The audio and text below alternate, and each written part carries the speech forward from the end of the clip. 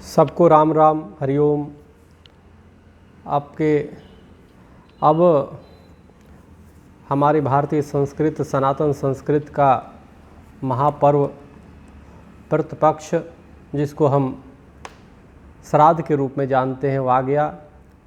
वर्ष में 15 दिन अश्विनी मास के कृष्ण पक्ष में 15 दिन पड़ने वाला ये श्राद्ध, जिसे हमें पितृपक्ष भी कहते हैं।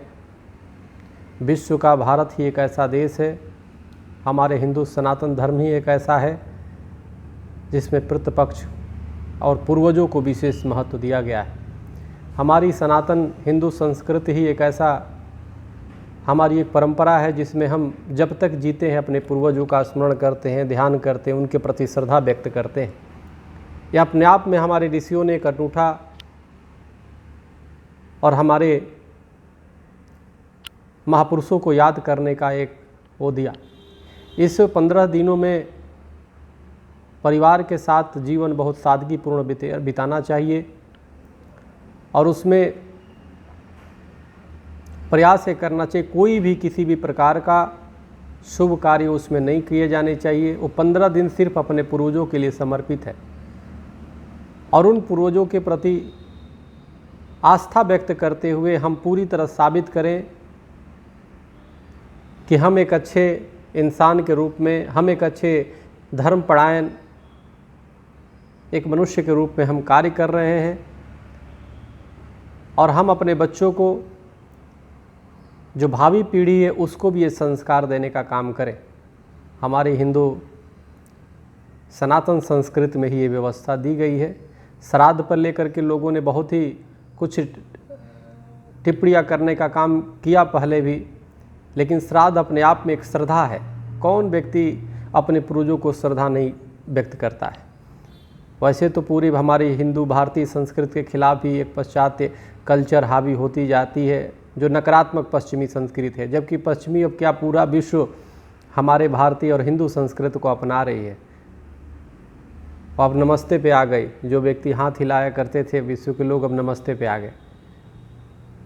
तो कहने का मेरा मतलब यह है कि आज पितृपक्ष में आप सब लोग अपने पूर्वजों को याद करें, महापुरुषों को भी याद करें। अच्छा, पूर्वजों का मतलब ये नहीं कि हमसे जुड़े हुए जो लोग, जिसको हम नहीं जानते, उन महापुरुषों को भी हम याद करेंगे, स्मरण करेंगे। उनके प्रति भी हम श्राद्ध व्यक्त करते हैं। जिसका कोई नहीं होता उसके लिए भी हम श्राद्ध हम करते हैं और करना चाहिए। उससे उनके प्रति जब हम आस्था व्यक्त करते हैं, उनका हमें आशीष प्राप्त होता है और श्रद्धा के साथ ही हम अपने पसंदीदा, या हम अगर जो पूर्वज को जानते हैं उनको क्या पसंद था, उस तरह की हम व्यंजन बनाते हैं। उस व्यंजन से सबसे पहले हम गाय माता के लिए निकालते हैं और गोभ्यो नमः का स्मरण करके गाय माता को खिलाते हैं, गौ की सेवा करते हैं और गाय को सहलाते हैं, उसको प्यार करते हैं और गाय माता से आशीर्वाद लेते हैं। इस तरह से हमारे यहाँ सनातन में पंचबली की प्रथा है। पंचबली में 5 हम गाय को देते हैं भोजन निकाल करके। उसके बाद श्वान बलि है, यानी कि जो कुत्ते हैं वो कुत्तों को देते हैं भोजन। उसके बाद कौवों के लिए हम निकालते हैं और कौवों को भोजन देते हैं, देवताओं को देते हैं और चींटियों तक की देते हैं। जो चींटी इनके, आप ये ज़रा सोचो कि हम श्राद्ध के रूप में जब हम पूर्वजों को श्राद्ध व्यक्त करते हैं, श्रद्धा व्यक्त करते हैं, श्रद्धया दियते यत यत श्राद्धम, यानी जो श्रद्धा से दिया हुआ चीज़ है उसको श्राद्ध कहते हैं। तो हम जीव जंतुओं को, प्राणियों को जो श्रद्धा से देते हैं वो श्राद्ध है। हम पूर्वजों को स्मरण करके जब देते हैं तो हमारे पूर्वज प्रसन्न होते हैं। यानी देखो हमारे हिंदू संस्कृति, हिंदू सनातन संस्कृति में कितनी पूर्वजों को हम याद करके जीव की सेवा करते हैं, संपूर्ण मानव समाज की सेवा करने का व्रत लेते हैं। उसके बाद ब्राह्मण को, विद्वान ब्राह्मण को भोजन कराते हैं, गरीब असहायों की सेवा करते हैं, गरीब असहायों को भोजन कराते हैं, दक्षिणा देने का विधान है। तो ये 15 दिन सिर्फ सेवा है। पूर्वजों को स्मरण करके हम जब सेवा करेंगे तो हमारे में तो संस्कार होगा ही, हमारे बच्चों, हमारे आने वाली पीढ़ी में संस्कार होगा। आप जरा सोचो, आज जहाँ पे अपने पूर्वजों को लोग वृद्धा आश्रम में छोड़ देते हैं, प्राचीन काल से ही हमारी व्यवस्था हिंदू सनातन संस्कृति में है कि आप उनकी पूजा करें, आप उनको सेवा करिए। हमारे यहाँ माता पिता की सेवा करने का पूरी, हमारे मातृ ऋण, पितृ ऋण, गुरु ऋण बताई गई है। तो उन पूर्वजों का हम ऋणी हैं। हम पूर्वजों की जो अच्छी चीज़ें हैं उसको हम पूर्वजों के बारे में हम अपने बच्चों को बताएंगे, फिर वो पीढ़ी आगे बताएगा। इस तरह से हमारी एक श्रृंखला चली आ रही है। तो इसलिए ये पितृपक्ष, ये श्राद्ध का 15 दिन हम अपने परिवार के साथ बैठ करके हम मनाएं। हम रोज़ हम स्नान ध्यान करके एक तो 15 दिन हम बिल्कुल सादी जीवन, सादा भोजन करें और हम महापुरुषों को याद करें, हम अपने पूर्वजों को याद करें और पूर्वजों के बारे में उन बच्चों को बताएं। एक पीढ़ी दूसरी पीढ़ी को जो देती है उस तरह के संस्कार हम दें, उनको साथ बैठा करके पूर्वजों के बारे में बताएं, अच्छे संस्कार दें, सेवा का संस्कार दें। हमारे यहाँ सनातन धर्म त्रिविध विज्ञान पर आधारित है। पहला जीव विज्ञान जो जीव के बारे में ज्ञान कराता है, हम कौन हैं, आप कौन हैं। दूसरा है पहला भौतिक विज्ञान जो भौतिकता के बारे में ज्ञान कराता है, हम कैसे उठे, कैसे बैठे, कैसे चले, कैसे धन उपार्जन करें। दूसरा है जीव विज्ञान जो जीव के बारे में ज्ञान कराता है, हम कौन हैं, आप कौन हैं। और तीसरा है ब्रह्म विज्ञान जो ब्रह्म के बारे में ज्ञान कराता है, ब्रह्म के बारे में साक्षात्कार कराता है। पहले हम अपने आप को जानेंगे, आत्मा को जानेंगे, आपको जानेंगे, तभी तो भगवान को जानेंगे। हम दुनिया को तो जाने नहीं, समझे नहीं, सीधे हम भगवान तक पहुँच गए नहीं। तो पहले भौतिक यानी भौतिकता का भी काम हमें करना पड़ेगा। इस जीवन में भौतिक युग में आए हैं तो करेंगे भौतिक, फिर जीव और फिर ब्रह्म के बारे में ज्ञान करते हैं। तो इसलिए ये तीनों को हम जोड़ने का काम करते हैं। इसमें हम पूर्वजों को याद करते हैं, पूर्वजों के प्रति श्रद्धा अर्पित करते हैं और सेवा करते हैं। हम जीवों की सेवा करते हैं, हम गौ की सेवा करते हैं, हम श्वान की सेवा करते हैं, हम देवताओं की उपासना करते हैं, देवताओं को प्रसन्न करते हैं। हम चींटी और तमाम उन जीव जंतुओं की सेवा करते हैं, हम मनुष्य मात्र की सेवा करते हैं, हम ब्राह्मणों को भोजन कराते हैं, विद्वान ब्राह्मणों को भोजन कराते हैं, हम गरीब असहायों को सेवा करते हैं, संतों की हम सेवा करते हैं। तो ये करते हैं तो हमारे पूर्वज प्रसन्न होते हैं।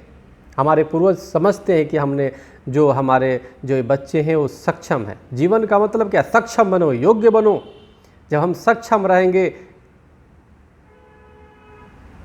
एक कहा है ना, बड़ा कबीरदास जी ने लिखा है कि बड़ा हुआ तो क्या हुआ, बड़ा हुआ तो क्या हुआ, जैसे पेड़ खजूर, बड़ा हुआ तो क्या हुआ, जैसे पेड़ खजूर, पंछी को छाया नहीं, फल लागे अति दूर कबीरा, फल लागे अति दूर। वो माँ बाप, वो पूर्वज जो प्रसन्न होते हैं, जो बच्चे बड़े होने के बाद लोगों को सहयोग करने का काम करते हैं, लोगों को दान पुण्य करने का काम करते हैं, लोगों को अधिक से अधिक मानव सेवा के लिए मानव सेवा करते हैं और मानव सेवा के लिए प्रेरित करते हैं। वो जीवन वही धन्य है जो जीवन अपनी सेवा में बीत जाए, जो जीवन गरीब असहायों की सेवा में बीत जाए, जो जीवन राष्ट्र की सेवा में बीत जाए, जो जीवन मानवता की सेवा में बीत जाए, जो जीवन संत और धर्म की सेवा में बीत जाए, यही जीवन सार्थक है और कुछ नहीं जाना। तो इसलिए बड़ा हुआ तो क्या हुआ, बड़े हो जाओ पेड़ खजूर की तरह, छाया दे न किस काम का। तो इसलिए जब आप दान देते हो, आप सेवा करते हो, आप मानव गरीब असहायों की सेवा करते हो, जीवन का मतलब है। तो पूर्वज प्रसन्न होते हैं और आपको आशीष मिलता है, आपको उसी आशीष और उसे आपको और बल मिलता है और आप काम करते हो। और ये संस्कार अपने हम बच्चों में भी डालें। तो पितृपक्ष में, श्राद्ध में आप गरीब असहायों की सेवा करें, आप अपने पूर्वजों के बारे में लोगों को बताएं और एक अच्छी संस्कार दें, आने वाली पीढ़ी को हम संस्कार दें। पितृपक्ष श्रद्धा, ये श्राद्ध हम भूलें ना। हमें न सोचे कि ये तो पुराने ज़माने की बात है। नहीं नहीं नहीं, ज़माना कुछ भी हो जाएगा, सत्य नहीं बदलता। सत्य, करुणा, दया, अहिंसा का हमेशा महत्व रहा है, इसलिए हम इसको महत्व दें, श्राद्ध को महत्व दें। और ये नहीं कि गया जी में कर दिया तो गया जी में करो। और एक बात और भी ध्यान दीजिए कि श्राद्ध जो है, पहले तो था कि महीने में हर महीने अमावस्या को करिए, लेकिन कुछ लोग श्राद्ध रोज करते हैं। कैसे करते हैं कि जब भोजन करते हैं तो भोजन का पहला जो वो निकलता है, हिस्सा निकलता है, गौ के लिए निकाला जाता है।